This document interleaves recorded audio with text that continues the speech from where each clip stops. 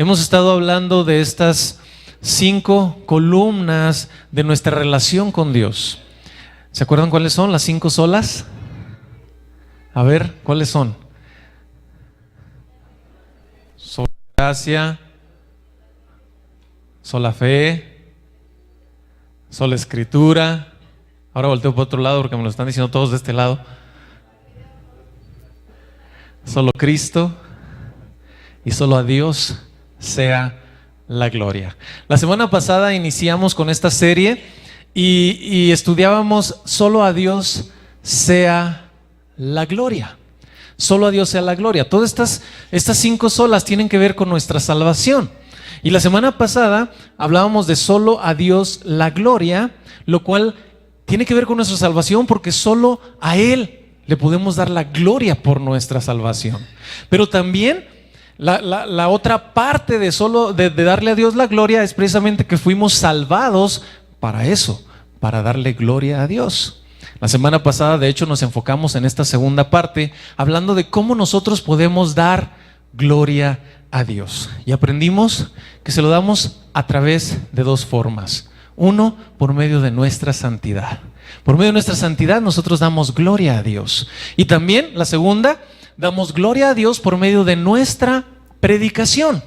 Por medio de nuestra predicación el Señor se glorifica porque anunciamos las bondades, las virtudes de aquel que nos llamó de las tinieblas a su luz admirable. Entonces, le damos a Dios la gloria con nuestras vidas. Dios quiere glorificarse a través de nosotros. Y la primera parte que no vimos la semana pasada fue la parte de que solo a Dios le damos gloria porque nuestra salvación no nos la ganamos nosotros. No pudimos hacer nosotros nada para obtener la salvación. Solo Dios merece la gloria sobre nuestra salvación.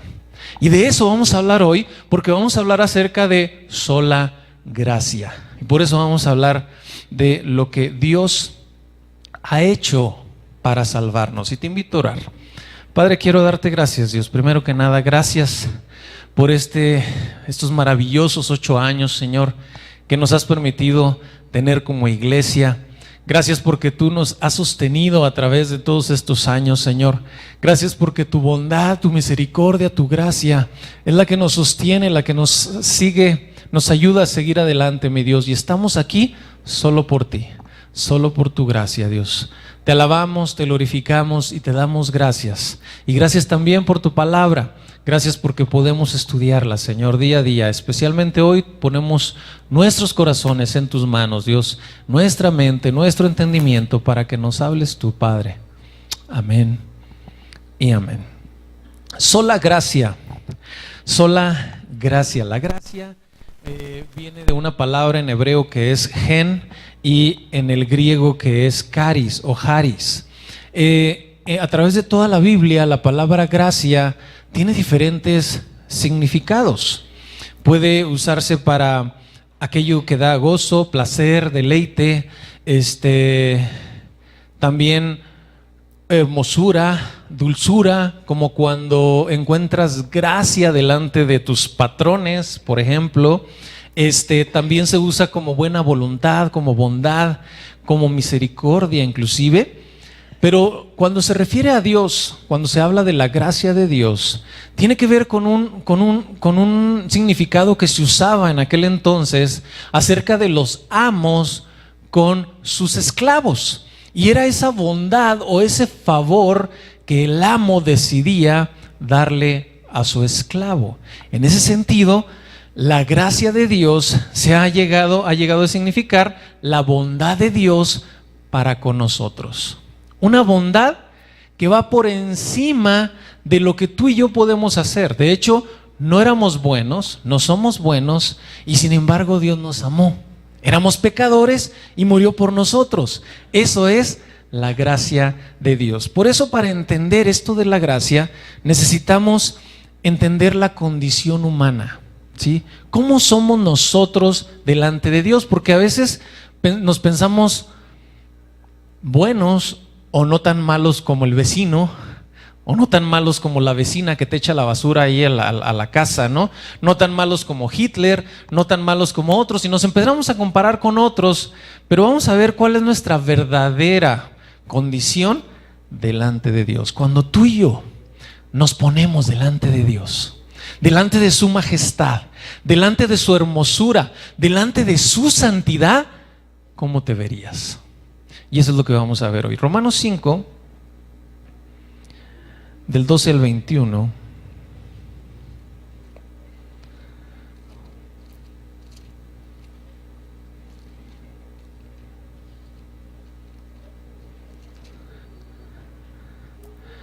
Nos habla acerca de Adán.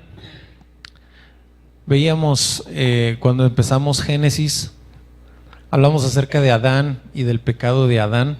Y aquí hace referencia precisamente a ese pecado de Adán. Dice Romanos 5, versos 12 en adelante. Dice, por tanto, como el pecado entró en el mundo por un hombre, y por el pecado la muerte, así la muerte pasó a todos los hombres, por cuanto todos pecamos. Pues antes de la ley había pecado en el mundo, pero donde no hay ley no se inculpa de pecado. No obstante, reinó la muerte desde Adán hasta Moisés, aún en los que no pecaron a la manera de la transgresión de Adán. ¿Sí? No pecaron a la manera de Adán, pero sí pecaron de todos modos. Y dice, el cual es figura del que había de venir. Pero el don no fue como la transgresión, porque si por la transgresión de aquel uno murieron los muchos, abundaron mucho más para los muchos la gracia y el don de Dios por la gracia de un hombre, Jesucristo.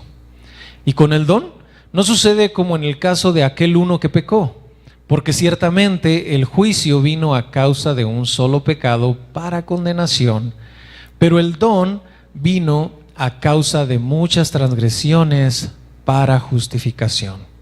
Pues si por la transgresión de uno reinó la muerte, mucho más reinarán en vida por uno solo, Jesucristo, los que reciben la abundancia de la gracia y del don de la justicia. Así que, como por la transgresión de uno vino la condenación a todos los hombres, de la misma manera por la justicia de uno vino a todos los hombres la justificación de vida. Porque así como por la desobediencia de un hombre los muchos fueron constituidos pecadores, así también por la obediencia de uno los muchos serán constituidos justos. Pero la ley se introdujo para que el pecado abundase, mas cuando el pecado abundó, sobreabundó la gracia, para que así como el pecado reinó para muerte, así también la gracia reine por la justicia para vida eterna mediante Jesucristo, Señor nuestro. Aquí nos habla en este pasaje el apóstol Pablo, nos habla acerca de Adán y cómo el pecado de Adán fue la causa para que todos nosotros pudiéramos ser hechos también pecadores. Nosotros tenemos ya la naturaleza del pecado gracias al pecado de Adán, ¿sí? Nosotros no, dice mi pastor por ahí, no somos pecadores porque pecamos, sino que pecamos porque somos pecadores. De hecho, es la condición humana. Somos malos. Cuando el Señor nos creó, cuando creó a Adán y Eva, los creó con esa voluntad y eso que algunos conocen como libre albedrío, que a mí no me gusta llamarle así, pero tenían esa oportunidad de decidir entre lo bueno y lo malo, pero después del pecado esa voluntad se inclina solamente hacia lo malo. De hecho, todos, absolutamente todos, conforme vamos creciendo, el niño que pierde su inocencia, inmediatamente empieza a inclinarse por lo malo. ¿Por qué? Porque somos pecadores. Todos, absolutamente todos. Respecto a entender esto, hubo una controversia por ahí en el siglo XVI, ahora que estamos hablando de la Reforma, ¿no? Y Y por ahí salió un hombre que se llamaba Arminio en cuanto a la salvación y empezó a decir que nosotros teníamos la capacidad de decidir o de alcanzar la salvación por nuestra propia cuenta, con nuestra propia decisión. Y la verdad es que se juntaron por ahí algunas iglesias, por ahí del año 1600 y algo, y empezaron a discutir estas cosas y volver a la Biblia, ¿no? Y volver a la Biblia. Hay un personaje que por ahí quizá lo has escuchado, se llama Juan Calvino, que era un teólogo francés, de hecho de la época de Lutero más o menos. Y él ordenó básicamente estas enseñanzas acerca de lo que realmente somos delante de Dios. Y si bien mencionamos a Calvino, pues no somos calvinistas, porque no seguimos a Calvino, no predicamos de Calvino, predicamos a Cristo. Él simplemente le damos crédito por lo que hizo ahí de ordenar estas enseñanzas en cuanto a la Escritura.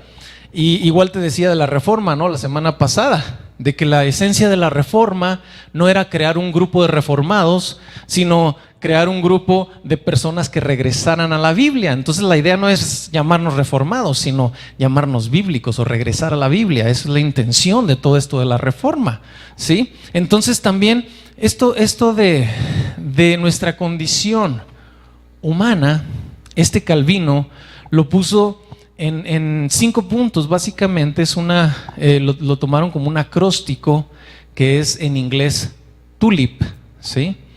Y ese acróstico TULIP, ¿sí sabes lo que es un acróstico? ¿Sí? A ver, chicas, ¿quién les hizo su novio un acróstico? Sí, es cuando ponen así tu nombre, ¿verdad? Y luego las iniciales y luego empiezan con frases ahí de amor y todo eso, ¿sí? ¿Ya sabes lo que es un acróstico? Bueno, ese es un acróstico, ¿no? Entonces, ese acróstico TULIP es básicamente lo que juntaron esos 5 puntos estas iglesias y les llamaron los 5 puntos del calvinismo. Y uno de ellos es la T de TULIP, es depravación total, ¿sí? De que el hombre es completamente malo, básicamente. La U de TULIP es que hay una elección incondicional. Dios no nos eligió por bonitos o por buenos, sino simplemente nos eligió y ya, punto. Hay otra, la de TULIP viene la L, que es la expiación limitada. Quiere decir que Cristo Jesús murió por los pecados del mundo, pero la salvación es efectiva solamente en aquellos que creen. ¿Sí? No todos son salvos, así automáticamente, porque Cristo murió en la cruz, ya todos somos salvos. Algún pensamiento hay por ahí de que dicen que todos somos hijos de Dios. No, la palabra de Dios nos enseña que necesitamos creer, que necesitamos venir a Cristo y entonces escuchar el llamado de Cristo y entonces entender y recibir esta expiación o redención que es limitada solamente a aquellos que creen. La I de TULIP es un llamado irresistible o una gracia irresistible, que cuando el Señor te llama no te puedes resistir. Y la P de TULIP es que los santos perseveran. Y todo esto tiene que ver con la gracia. Y más allá de estudiar lo que él dijo, vamos a ver lo que dice la Biblia al respecto. Hay en Génesis capítulo 2, versos 17, verso 17, si te acuerdas, Dios le dio una instrucción a Adán. Dios le dijo, desde el verso 16, dice: de todo árbol del huerto podrás comer, mas del árbol de la ciencia del bien y del mal no comerás, porque el día que de él comieres, ¿qué dice? Ciertamente morirás. Cuando dice ciertamente, es como cuando en el Nuevo Testamento te dice de cierto te digo. ¿Has visto estas frases? ¿Y qué significa? Que te lo puede firmar, te lo puede, lo que quieras, eso es cierto, no cambia. Así, de esta manera está diciéndole a Adán: si tú llegas a comer de ese árbol del bien y del mal, ciertamente morirás. La cuestión aquí es que cuando vemos a Adán y Eva, la historia de Adán y Eva, de que ellos comen del árbol prohibido, no cayeron muertos en ese momento, ¿o sí?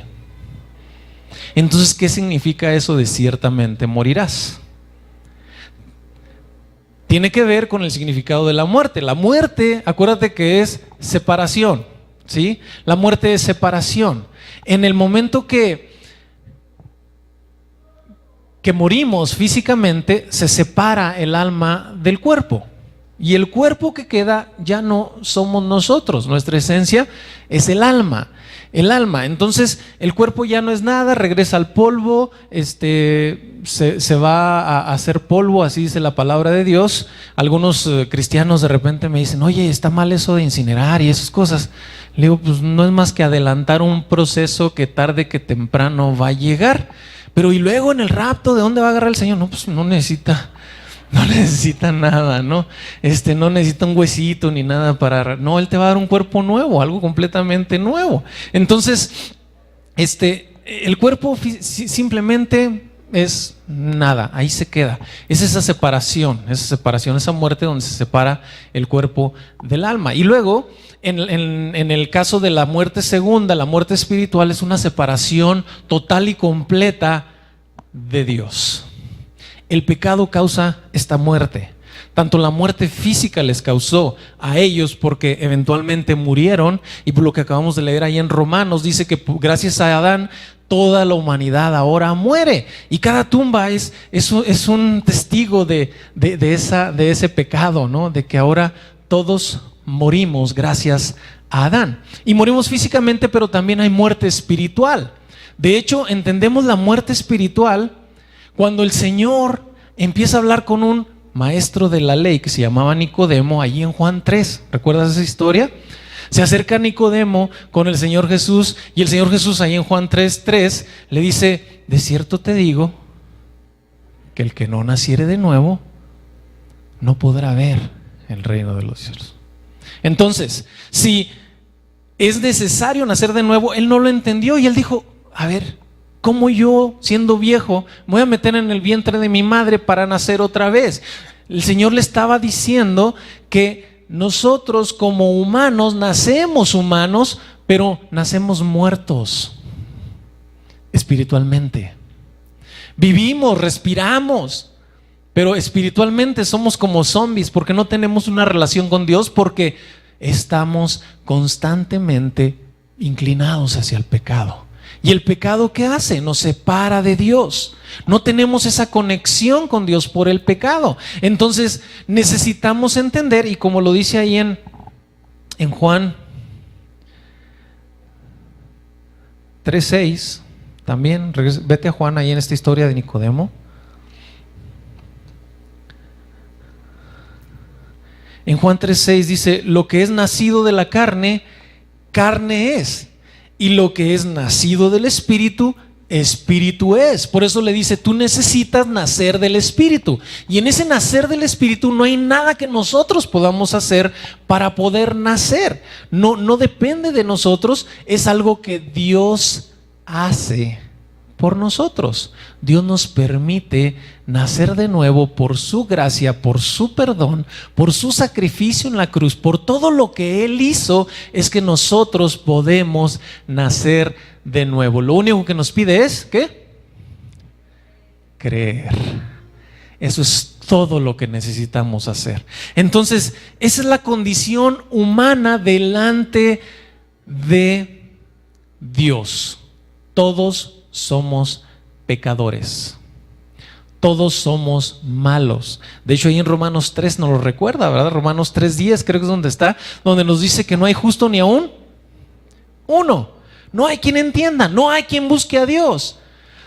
Todos se alejaron, todos se perdieron, todos hicieron lo que cada quien le plació, ignorando a Dios. Y nosotros estábamos en esa condición, pero gracias a Cristo somos reconciliados con Dios. ¿Te fijas en esto? Todos éramos malos. De repente, algunas personas, como te decía, decían, pero es que sí hay personas buenas. Hay personas que humanamente o moralmente son buenas. No tienen a Dios, pero son buenas. De hecho, la Biblia nos dice que no hay personas buenas. Mira lo que dice Isaías 64, 6 y 7.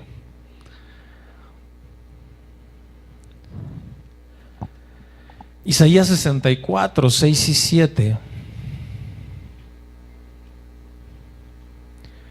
Dice, si bien todos nosotros somos como suciedad. ¿Quiénes nosotros? Todos, ¿sí?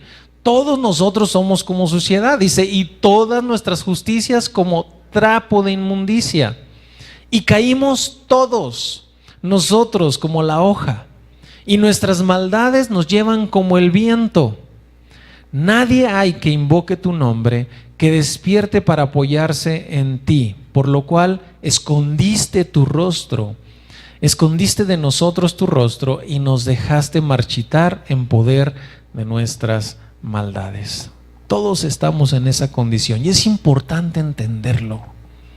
Es importante entenderlo. No se trata de que por obras externas vamos a recibir el favor de Dios. Aquellos que vemos que dicen, no, es que esta es muy buena persona y da al teletón y mira, está sirviendo acá y mira, está ayudando a aquel y no tiene a Dios, pero es buena gente, ¿no? La palabra de Dios nos dice, todas esas obras son como trapos de inmundicia delante de Dios. ¿Por qué? Porque no le podemos agradar a Dios con nuestras obras, porque Dios ve más allá de nuestras obras. Mira, hay una parábola en Lucas 18, del 9 al 14, que nos habla acerca de esto. Lucas 18.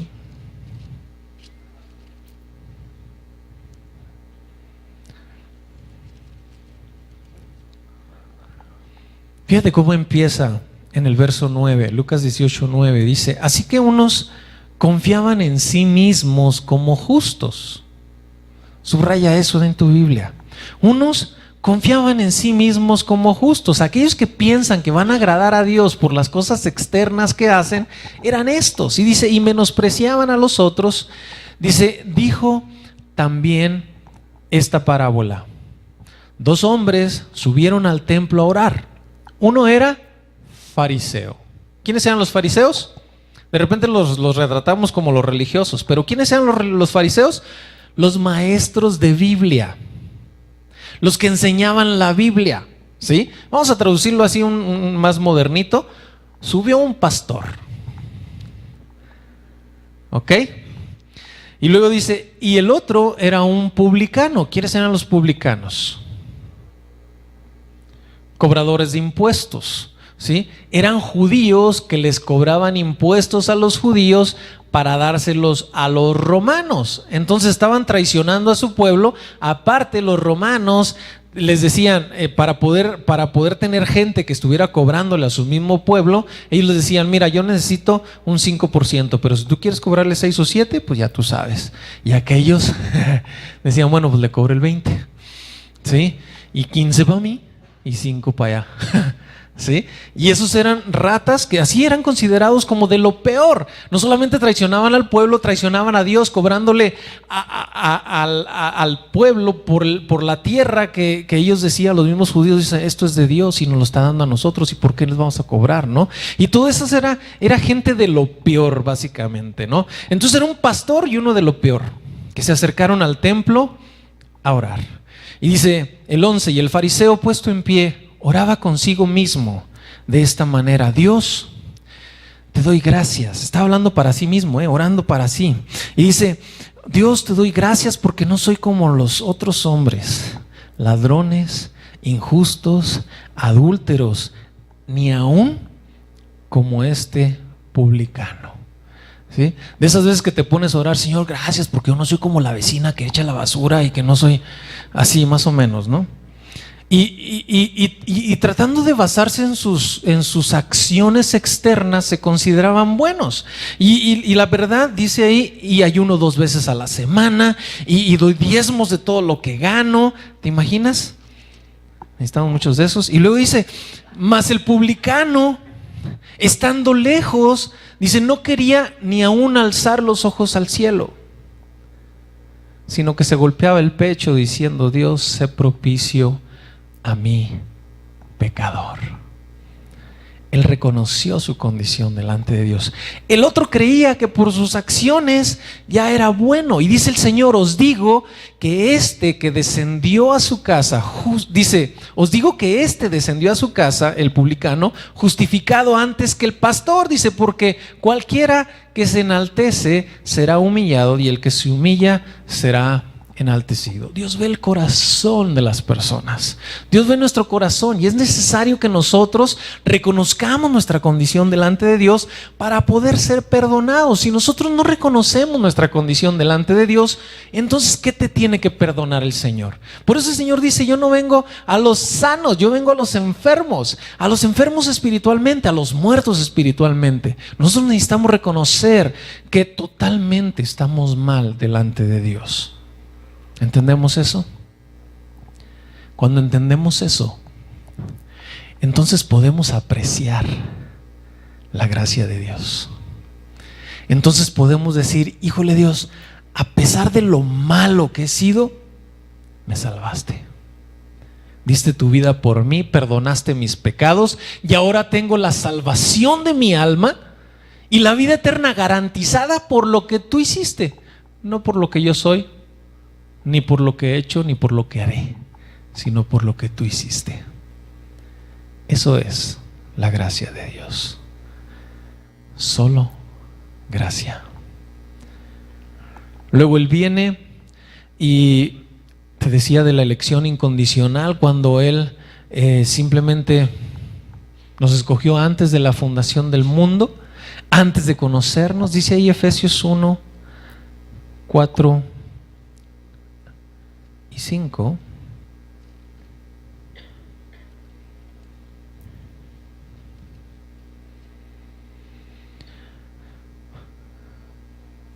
Hablando de Cristo, dice el 3, bendito sea Dios y Padre de nuestro Señor Jesucristo, que nos bendijo con toda bendición espiritual en lugares celestiales en Cristo, según nos escogió Él en Él antes de la fundación del mundo. ¿Cuándo nos escogió? Antes de que tú y yo hiciéramos nada, todavía no existíamos. Él nos escogió y dice, para que fuésemos santos y sin mancha delante de Él. Este pasaje lo estudiamos la semana pasada. Dice, en amor, habiéndonos predestinado para ser adoptados, hijos suyos, por medio de Jesucristo, según el puro afecto de su voluntad, para alabanza de la gloria de su gracia, con la cual nos hizo aceptos en el amado. Él nos salvó porque Él quiso y nada más. Así de sencillo. Cuando entendemos estas cosas, entendemos la gracia de Dios. Le decimos, Señor, gracias por haberme salvado. Gracias por haberme alcanzado. Gracias porque fuiste por mí. Y no importa qué tan malo haya sido, o no importa qué tan bueno te creas, el Señor te salva por su gracia y nada más. ¿Entendemos esto? Hay un pasaje en Juan 17:9, lo que te decía ahorita de que algunos piensan que todos, absolutamente todos vamos a ser salvos, todos vamos a estar delante de Dios como hijos. Aquí en Juan 17, el Señor orando, el Señor Jesús orando, dice Juan 17:9, yo ruego por ellos, hablando de sus discípulos, dice, ruego por ellos, no ruego por el mundo, sino por los que me diste, porque tuyos son. Ahí nos habla de esa expiación limitada que te decía. Solamente aquellos que creen son hechos hijos de Dios. Solamente aquellos que por fe reciben esa salvación de Cristo Jesús son llamados hijos de Dios.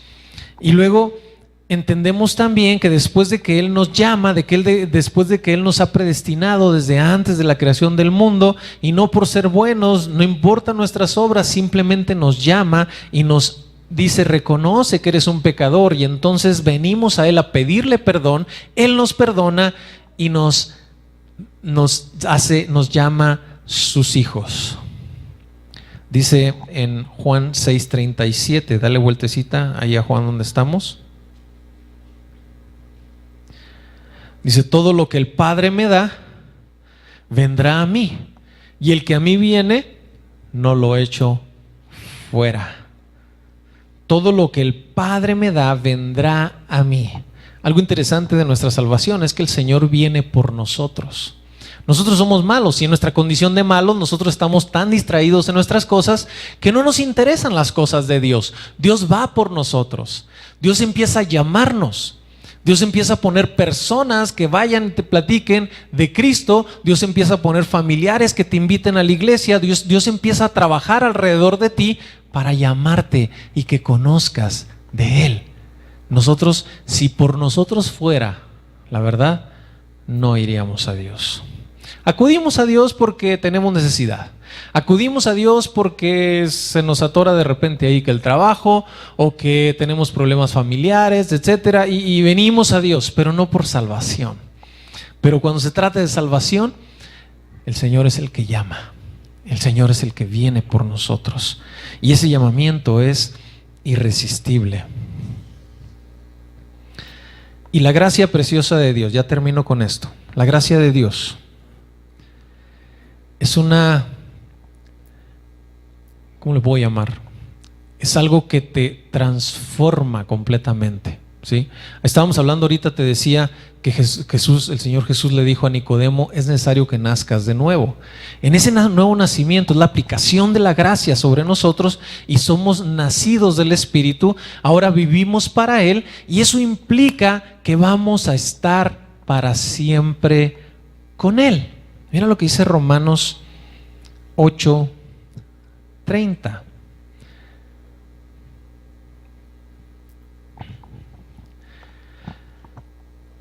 Romanos 8:30 dice: a los que predestinó. ¿Cuándo nos predestinó? Desde antes de la fundación del mundo. Dice: a los que predestinó, dice, a estos también llamó. Y a los que llamó, a estos justificó. Y a los que justificó, a estos glorificó. Esta parte me gusta mucho. Dice: desde que Él te seleccionó, desde antes de la fundación del mundo, dice, ahora viene por ti y te llama. Y en el momento que te llama, tú respondes a ese llamado. Por la fe creemos en Cristo Jesús y entonces Él nos justifica. ¿Qué quiere decir nos justifica? Nos perdona todos nuestros pecados. Entramos a la parte de la santidad que platicábamos la semana pasada y un día, cuando Él venga por nosotros, seremos glorificados. Y quitará de una vez y por todas todo el pecado, y todo este cuerpo de pecado lo quitará para estar viviendo siempre con Él y seremos semejantes a Él y le veremos cara a cara. Entonces, esa es la parte que hace la gracia. Todo lo hace Él. Si te fijas ahí en este proceso, en este ciclo de nuestra salvación, a los que predestinó los llamó, a los que llamó justificó, y a los que justificó los glorificó y estarán para siempre con Él. Nosotros no tenemos nada que ver, todo lo hace Él. Él nos predestina, Él nos llama, Él nos jala las orejas, ¿sí? Él nos ayuda en nuestra santificación, poniendo al Espíritu Santo en nuestra vida para que nosotros actuemos de acuerdo a Él, a lo que Él quiere. Nos redarguye de pecado, nos jala hacia su palabra, nos jala a Cristo. Eso es lo que hace el Espíritu Santo en nosotros.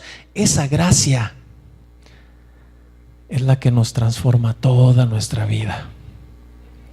Y por eso perseveramos. De hecho, una prueba de tu salvación es que estás permaneciendo en Él, porque la gracia te transforma. Aquel que dice que conoce a Cristo, pero no ha sido transformado en su vida, no conoce realmente la gracia de Dios, no conoce lo que Dios quiere. ¿Y por qué perseveramos? ¿Por qué vamos a permanecer? Porque el Señor no nos deja solos. Mira lo que dice Juan 6:39. Juan 6:39 dice: y esta es la voluntad del Padre, el que me envió, que de todo lo que Él me diere, ¿qué dice el Señor Jesús? No pierda yo nada, sino que lo resucite en el día postrero. Ahí está hablando el Señor Jesús de tu salvación y de mi salvación. Está diciendo todo aquel que el Padre trae a mí, porque el Padre nos atrae a Cristo. Entonces, una vez que vamos con Cristo, porque el Padre nos lleva, Él nos toma en su mano, nada nos puede arrebatar de su mano, y dice: yo me voy a encargar de que no te pierdas, sino que resucites en el día postrero. Tu salvación está en manos de Cristo. ¿Cómo no darle gracias a Dios? ¿Cómo no entender entonces su favor que nos hace de decir: Señor, híjole, gracias, porque si estuviera en mis manos la salvación, mi salvación, si estuviera en mis manos, o sea, saliendo de aquí y se me atraviesa alguien en el carro, ya la perdí fácil. Ya perdí la salvación porque ya le dije a aquel de no sé qué. O si no le dije, le hice una señal así de: Dios te bendiga, ¿verdad? Y en ese momento ya perderíamos la salvación. Pero como no depende de nosotros la salvación, es Cristo el que nos tiene en su mano, el que nos sostiene. Y no, entonces me puedo portar mal y puedo hacer lo que quiera. Pues entonces no has entendido la gracia. Si quieres ir a portarte mal, no has entendido nada. Pero aquel que se llega a portar mal, como es hijo de Dios y como Dios lo ama, ¿qué dice? Lo disciplina, lo agarra a nalgadas, ¿sí? Y las nalgadas celestiales duelen. Y duelen bien, corrigen, más que las del papá, ¿sí? Entonces, tampoco le arriesgues, no te vayas ahí a tratar de decir: bueno, pues ya puedo hacer lo que quiera, al cabo, no. Vas a perseverar, vas a permanecer en Él, porque Él te tiene de la mano, porque Él no te va a dejar. Ahí en Juan 10:28 también dice algo así. Dale vueltecita.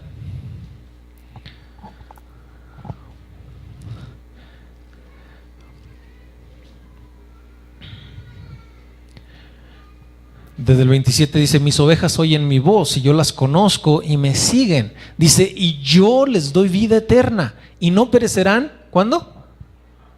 Jamás perecerán.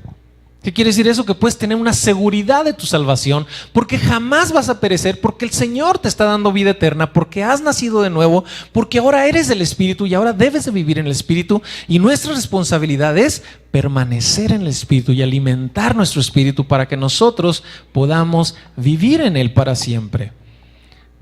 Dice: y no perecerán jamás. Vas a permanecer porque no te va a dejar de su mano. Finalmente termino con esto, Romanos 5:10. Romanos 5:10.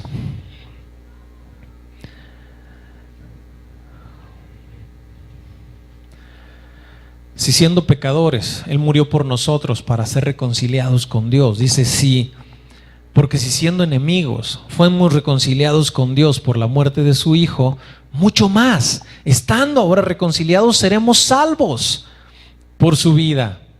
Nos da esa seguridad de nuestra salvación. Nos da la seguridad de que podemos estar bien en Él. Necesitamos venir a Él. Concluimos con esto. Cuando entendemos estas enseñanzas bíblicas de que somos malos, de que Él nos eligió no porque fuéramos bonitos y demás, aunque sí son bonitos, y más hoy que estamos celebrando y se bañaron y todo. Yo hasta me puse saquito y todo. Pero no fue por bonitos que nos salvó el Señor, fue por amor. Cuando entendemos que es incondicional el que Él nos haya llamado, nosotros no hicimos nada para ser llamados. Cuando entendemos de que solamente aquellos que creen son salvos, y entendemos todas estas cosas, entonces podemos entender y valorar lo que es la gracia de Dios. Él nos hizo el favor de salvarnos. Efesios 2:1 dice: y Él nos dio vida a vosotros cuando estábamos muertos en vuestros delitos y pecados. Somos salvos por la gracia de Dios, y por eso a Dios sea la gloria. Lo que estudiamos la semana pasada.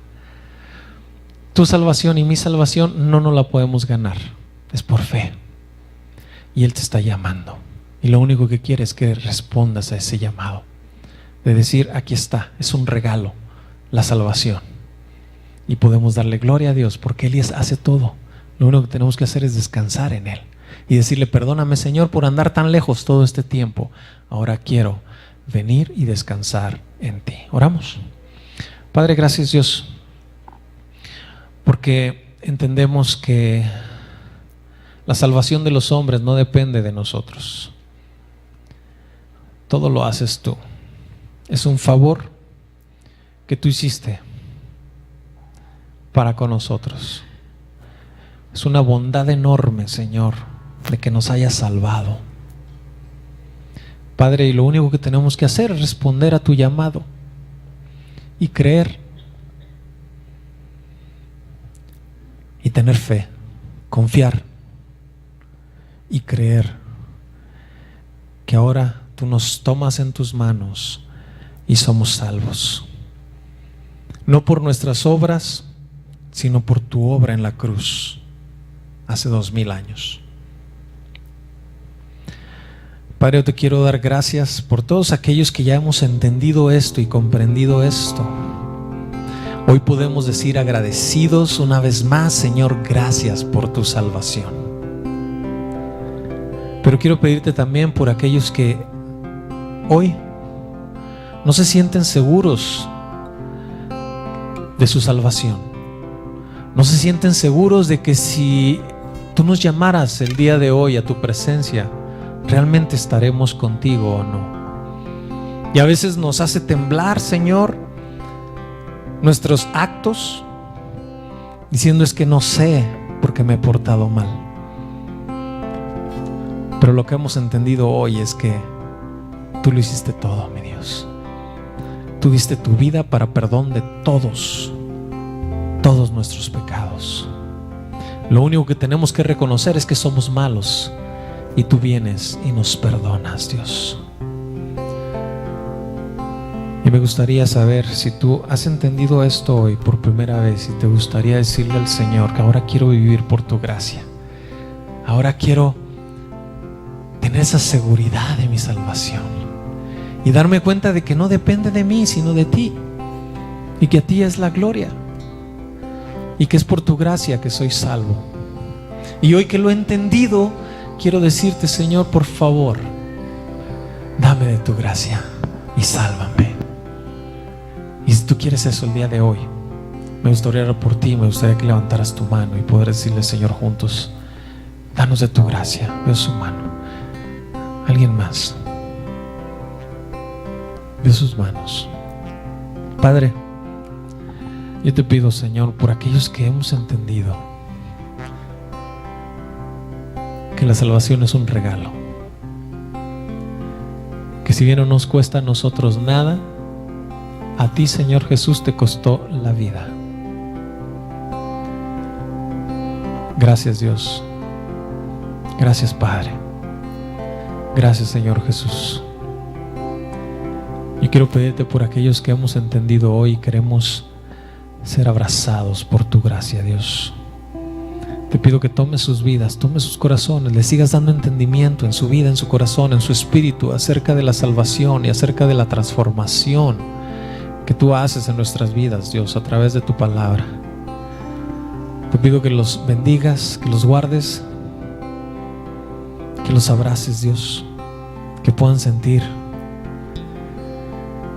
ese agradecimiento hermoso que podemos sentir muchos otros, todos los demás que estamos aquí, Señor, de decirte gracias por nuestra salvación. Gracias porque nos has sostenido hasta aquí y porque nos seguirás sosteniendo hasta el día que tú regreses por nosotros. Te alabamos, te bendecimos, te glorificamos. A ti y solo a ti sea la gloria por los siglos de los siglos. Amén.